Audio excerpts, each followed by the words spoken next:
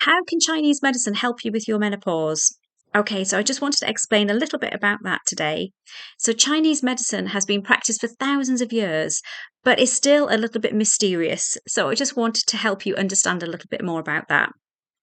So, Chinese medicine is a health concept that sees us as unique individuals. So, we are like a little universe within the wider universe. And we need to take responsibility for that universe and that complex circuitry, that electrical energy that makes up our being. So, Chinese medicine sees us as one big ball of energy, or qi, as they call it in Chinese medicine. And that energy and that flow of energy is important for balance in our body and mind and spirit. And balance is really important because it helps our organs function well. It helps us to sleep, to regulate our hormones, to produce happy hormones, to digest well, to feel healthy, energy, and just to feel happy. So when that flow of energy is interrupted, is disturbed, or is impeded in some way, the flow of that energy is impeded in some way, then that is when illness and pain and ill health, disease can affect us. So basically, it's all about trying to find balance. So, Chinese medicine also looks at us as an individual, a unique being that needs to be treated holistically. So, looking at everything in its entirety to treat you as a person rather than a set of symptoms. So we are all unique, as you know. You're going through your own journey now with menopause and experiencing symptoms that might be similar to the next person, but obviously they are unique to you. You might have multiple symptoms, or just one or two symptoms, or hardly any symptoms at all, or feeling really strongly that your symptoms are, disturbing that flow of energy and health in your body. So, Chinese medicine will look at you as an individual. It will give you a specific diagnosis based on your flow of energy, based on where you are now. It will also look at underlying causes that are contributing to that. So we obviously know that there's a hormonal imbalance as we go through perimenopause and menopause, but how you are as an individual, your unique health situation, your unique constitution as a being is different as well. So we look at all of that. So what's happened on the run up to menopause? How's your health been? How are you as an individual? So it is a really bespoke way of looking at navigating menopause. So, in general terms, menopause is a decline of kidney qi.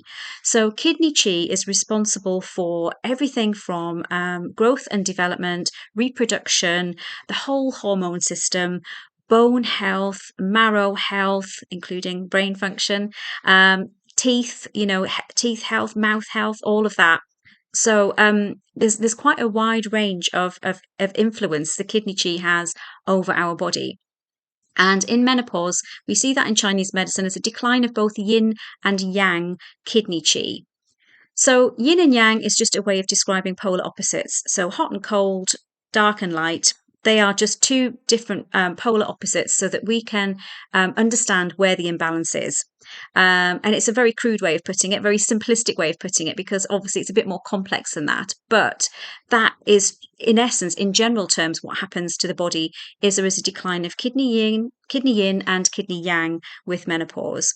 So you could equate estrogen, for example, to kidney yang, because it has a yang function. It's an energetic, moving function. Whereas progesterone, the other female hormone involved in reproduction, there's a decline in that as well. We could see that as kidney yin because it's actually a partner with estrogen in terms of balancing where we are with our hormones. And that is a much more cooling, calming, soothing effect on the body, progesterone. So they are partners. So we need to think about those when we think about balancing the hormones as well. It's not just about estrogen. And also testosterone as well comes into play because it's not just a male hormone, it's part of us as women as well. And we lose that. That's linked to, our libido, our sex drive, and actually hair growth, all sorts of loss of hair, all of those sorts of things are linked with testosterone as well. So there are symptoms relating to all of the hormones that are imbalanced as we go through menopause. So, from a Chinese medicine perspective, when we look at balancing kidney qi, we look not just at the kidney qi, but we look at the whole hormone system. So, the whole endocrine system is linked to kidney qi. That includes how you're balancing your thyroid, how you're balancing cortisol levels, which is a stress hormone that's obviously produced when we are stressed. So we look at all of that in its entirety. And acupuncture and Chinese medicine can actually influence the balance of these hormones. It can also influence the production of these hormones and the regulation of those. So, how they interact together and how they help the body to find that harmony that it's looking for. So, acupuncture not just only treats the symptoms that you might have, it will treat underlying causes of that imbalance as well. So, it can definitely help with your hot flushes, your sleep, it can help with libido, it can help with weight. Weight gain is another big thing I know for many women. Around 80% of women gain weight when the estrogen and the progesterone levels change in their body. So it can help with regulating that as well. And your digestion, just your mood, how you feel about yourself. So because you're treated as an entire being with acupuncture and Chinese medicine, we take all of that into account. It's not just the physical symptoms, it's the mental and the emotional symptoms as well. So that's how it looks at things. That's how it looks at you as an individual. And it can definitely help alongside whatever else you're doing. So it's because it's working with your own natural healing system, your own natural chemistry and electrical circuitry, your own nervous system. So it really, really influences the nervous system because it's working on you as an individual. You're not putting anything extraordinary into your body, even though it has an extraordinary effect. It's very safe and it can be used alongside whatever else you're doing. So, Western medicine, HRT. It's always good to have a chat with me or doctor, obviously, if you are going to be doing something different. But, it's very safe to operate alongside these other things that you're doing for your health. So it's a great complement. It doesn't have to be an alternative. It can be a complement. It can be standalone or not. It's entirely, up to your individual choice and circumstances.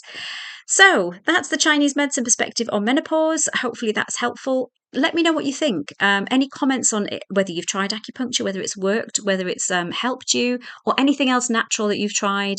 Always interesting to get the conversation going. Okay, thanks for listening. Reach out if you need any more information, and I'll see you soon.